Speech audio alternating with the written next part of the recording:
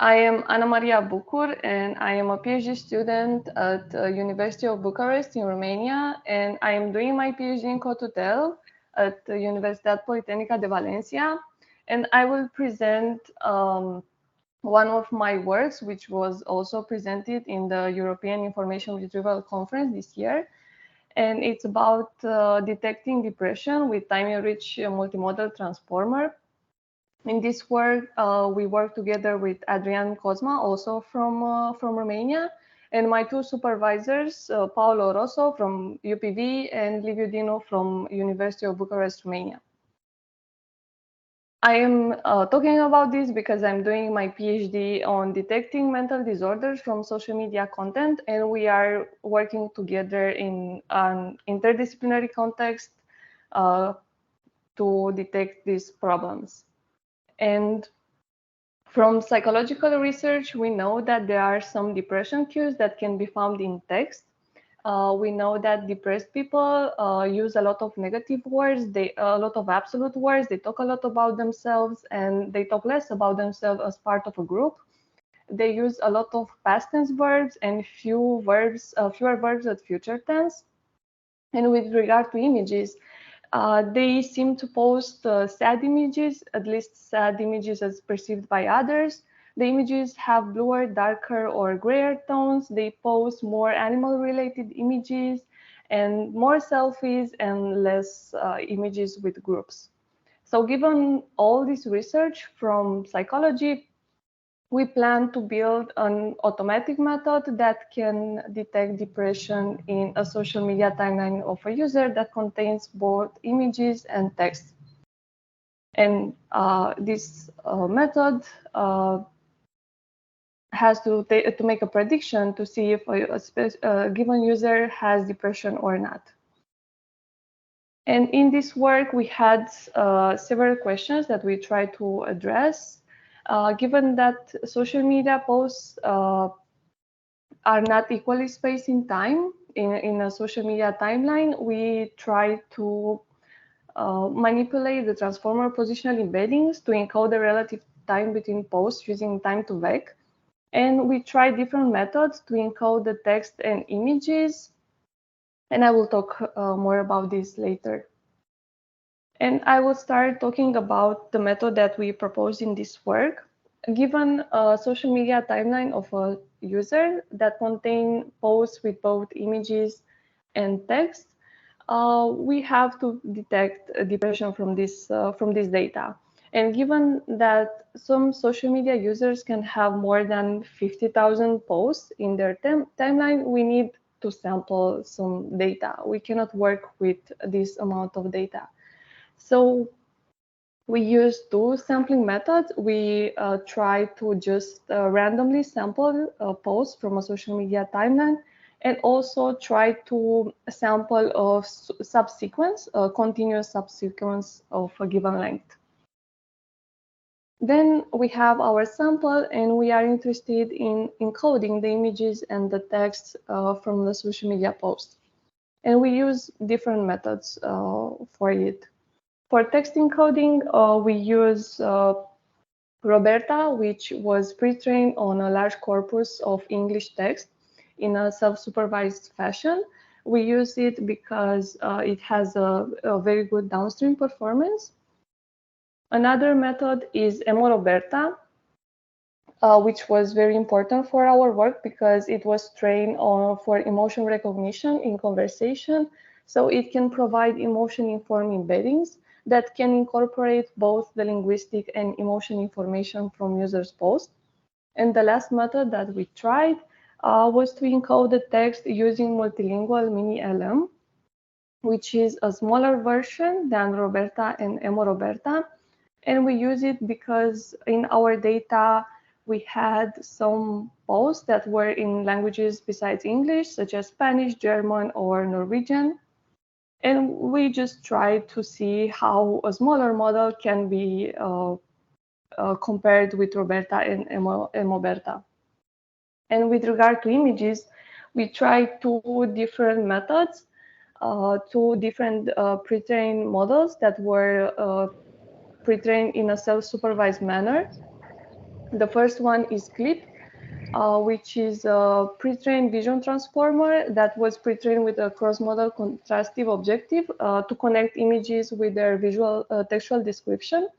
And as you can see, it performs very good on a wide range of tasks for zero-shot classification compared to a supervised method. And which is important is that it is also capable of encoding the text in the images. And given that we work with social media data, we have a lot of different visual content. We have images with objects, but we also have screenshots and memes. So it's important to take into account also the text in the images. And it provides general embedding that were pre-trained on internet script datasets. And the second method is Dinu, which is again a visual transformer, but this time it was not pre-trained on internet data. It was pre-trained on ImageNet, but it also has very good performance. And compared to a supervised models, it can learn class-specific features without explicitly being trained to do so. So these are these models, the models that we use for encoding the images and the text from our data. And then we also wanted to take into account the time between posts. And we did this by using positional embeddings, which are usually used for injecting information about the position of tokens in a sequence. But we use them to represent the position of posts in a social media timeline. And we compared our proposed method, time-to-vec, with two baselines, the learn and the zero positional embeddings. And I will explain you what all of these are. Our two baseline, the learn positional embeddings are the positional embeddings that are widely used in transformer-based models, such as BERT or BERTA, and the models learns by itself the position of tokens. But the problem with this is that that assumes that users' posts are equally spaced in time, which is not true for social media posts. And another baseline are zero positional embeddings, in which we assume no order between posts, and we treat sequences as a bag of posts. And we choose to do this because just taking a random sample, we can end up in an interval of positive affect. Maybe a person is feeling better at some point and they post positive text in their social media, but we want to randomly sample posts across a longer time and just disregard the order between them to see how our models behave in this setting. And the proposed method is using time-to-vec embedding, which allows the model to learn a vectorized representation of the relative time between posts. It is a natural way to inject temporal information, and it's invariant to time rescaling, is periodic, and is very simple to use in a model. It is based on a periodic activation function. In our case, we use sine. So we have our encodings. We added the position embeddings to consider the time between the posts. And we further process them with a cross-modal encoder to make use of the cross-attention between images and text. And the embeddings are further processed in a transformer encoder to also make use of the self-attention of transformer-based architectures. And we have our output, and we take a decision, a binary decision, if a person seems depressed from their social media content or not. And now I will present the data that we use to test our model, to evaluate our model. And we use two datasets that are quite different. The first one is a Twitter dataset, and the second one is a Reddit dataset. We choose them because for the Twitter posts are shorter than on Reddit, and in this specific dataset, the tweets are just from 1 month, as opposed to Reddit, in which we have, in this data set, we have posts over a very long period of time. And we can see that for the two data sets also, we have, for Reddit, we have more posts from the depressed users, and in the case of Twitter, we have more posts from non-depressed users, and also the average time between posts is quite different. It seems that Twitter users in our data sets post more frequently on social media than Reddit users. So we have these two data sets with a lot of differences between them.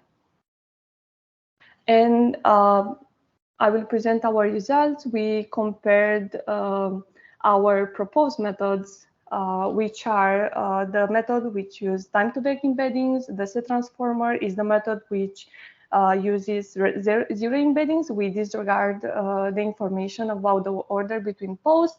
And the vanilla transformer is the one which uses learned positional embeddings that are classically used in transformer-based methods. And we compare our work with both text-only methods and methods that use both textual and visual information.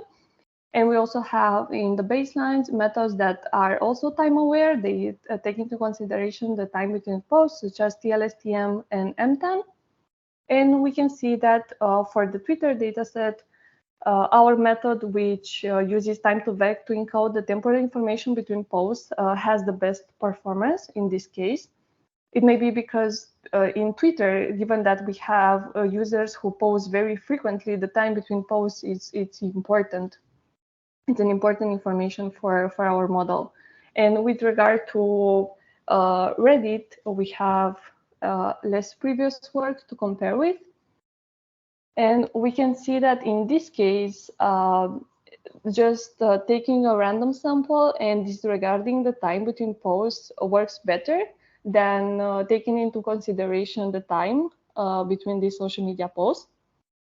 And this may be because we had, for Reddit, we have posts over a very, very long period of time. So just probably taking random samples and not taking into consideration the time between the posts works better. We also did an ablation study on the text and image encoders. And for the image encoders, they are both quite the same. There is not a very big difference between them. But we can see a difference in the text encoders. For Reddit, M. Roberta, which was the model who was used for pre-train to detect emotions, works better for Reddit. And this may be because in Reddit, posts are more intimate. People are more used to talk about their feelings and emotions and their day-to-day life. So it's more important to be able to encode this emotional information.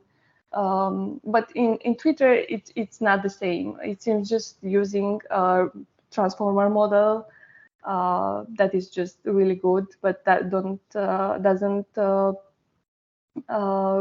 take into consideration the emotional information works better in this case.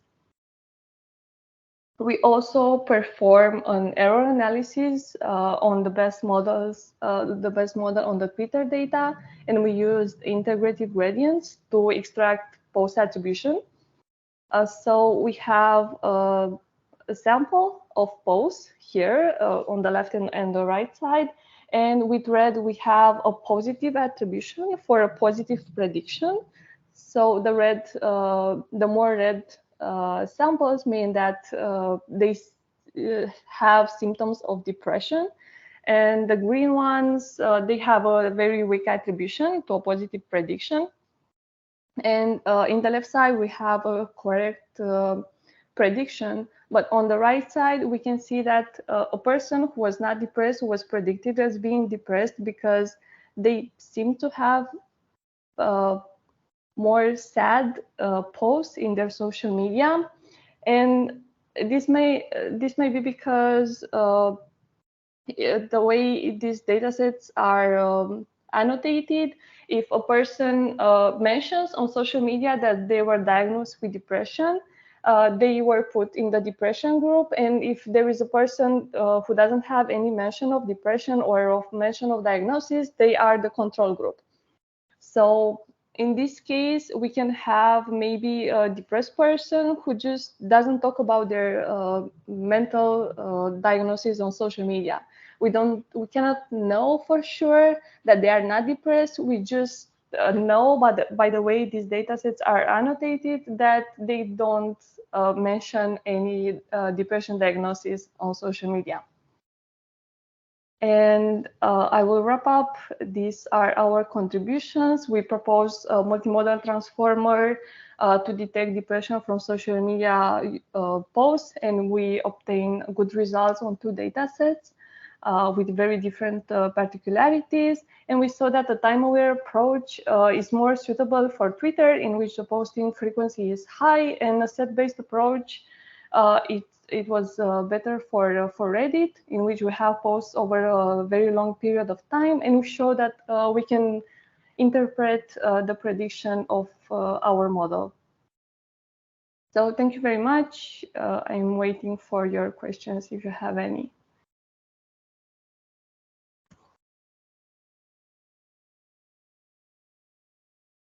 Thank you very much, Anna. It was really interesting. I don't know if anybody has any question.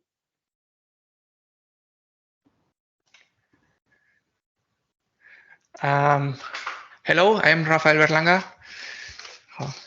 Can you hear me? Yes, I can. Okay. Nice presentation, nice work. I have just a couple of questions about your presentation. The first one is that you introduced time to vec to represent the relative position of the posts in a timeline. Have you thought about using another kind of techniques like graph attention networks that are usually used to merge posts in a graph in order to account the relationships between the posts? You know that technique? Yes, and I know it is used a lot for social media content. But in this case, we did not use it. I know it's used when you have like a post and a lot of comments and you want to see the relationship between them. I don't know if this is what you are talking about. Yeah, that's the case. For example, this kind of graphs are used for detecting personality traits.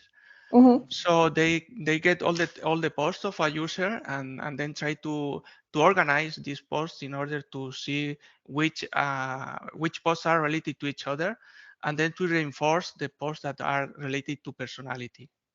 So I think the state of the art in this area of personality traits are based on graph attention. So this is why I ask you. Okay, thank you. Oh, it's something that we need to try. I didn't know about this. Okay, and just last question. Your last slides are about explaining through integrated gradients. Try to explain why a post is classified as depressed or not. I think this kind of analysis must be done over a timeline, no? Mm-hmm. Because yes, an isolate post is just out of context, and probably if you don't see in which context this sentence is said, you cannot say if the person is depressed or not. You know what I mean? Yes. Actually, maybe it's not very clear from the figure that I showed you, but we had like the timeline with posts, and we just showed the the post that has the biggest attribution to the prediction and the weakest attribution. We didn't show all the posts. Okay. So the post, yes. The post is classified in a timeline that is classified as depressed or something. Yes. Okay. Thank you very much. Nice. Thank you.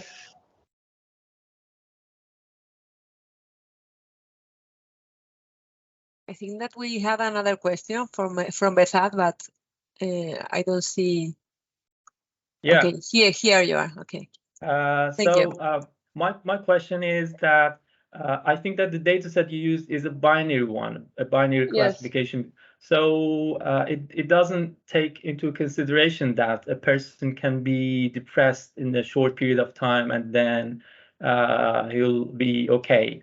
So even if there is a short period of time when someone is depressed and shows it by expressing posts in social media, this data set considers this person as a depressed person, right?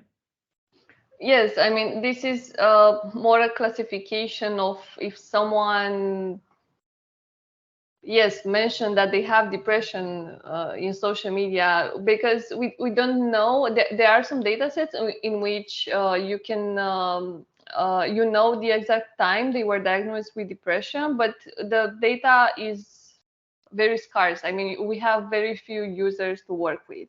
And the usual is to use this kind of data sets, which maybe they are not perfect because you don't know where the user, when exactly the user was diagnosed, you don't know if they got better at some point. But it's a data to use and then to work with little data but better. It's the first step in this direction. Thank you. Thank you.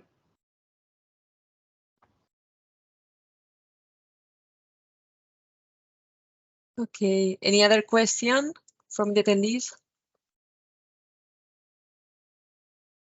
Okay.